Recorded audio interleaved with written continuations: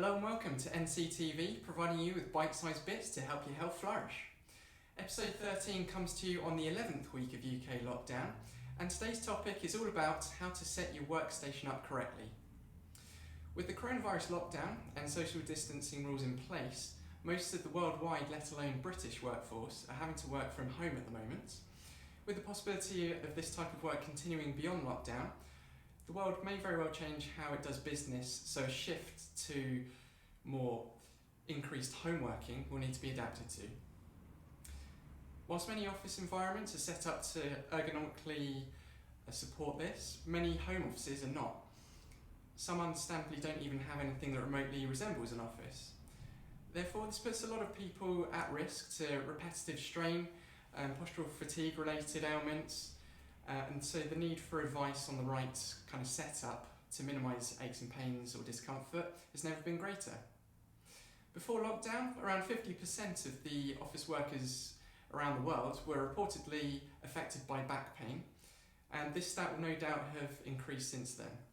The good news is adjustments can be made and measurements can be put in place to better protect your body and stave off the side effects associated with poor office setup and posture at your desk. The three main areas we'll cover are setting up your chair, setting up your desk, and other considerations. Firstly, with your chair, the 6 things to consider are: 1. That the height is adjusted so that the desk height is at elbow height. 2. That the feet are flat on the floor and your thighs horizontal and lower legs vertical. 3. That your hips are at an angle of 90 degrees or more. 4. That your hips are slightly higher than your knees. 5. If required for comfort, after height adjustment, use a footrest. And 6. If you have an adjustable seat, then tilt it forward slightly. Now looking at the backrest, and the 2 points to consider here are: 1.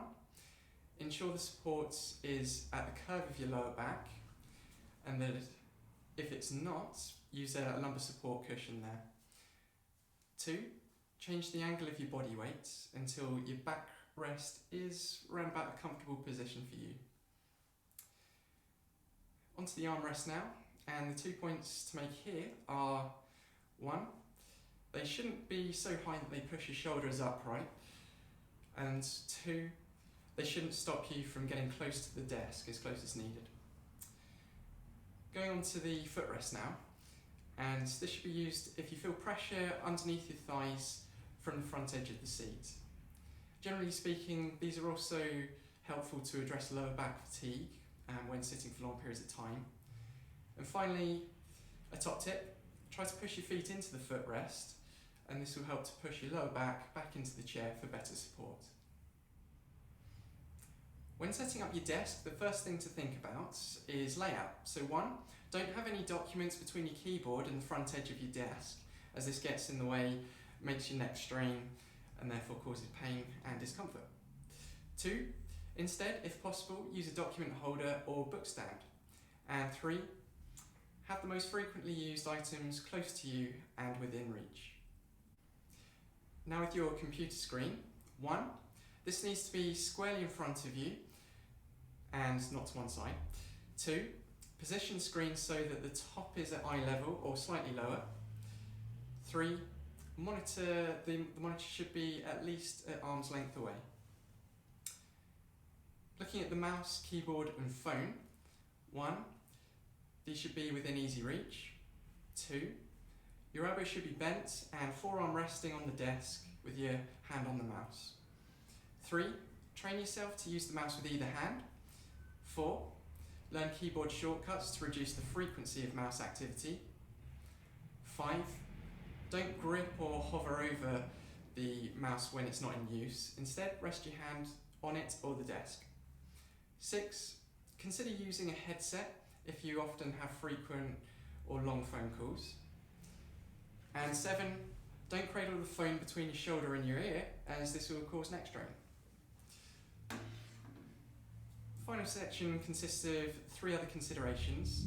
The first one is, if using a laptop or notebook regularly, then raise the screen to the correct height as discussed.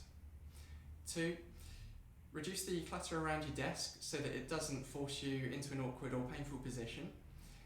And finally, take regular breaks and exercise breaks or rest breaks every 20 to 30 minutes, as our bodies aren't actually designed to really sit for long periods of time. That just about covers all things ergonomic in the home office or workplace.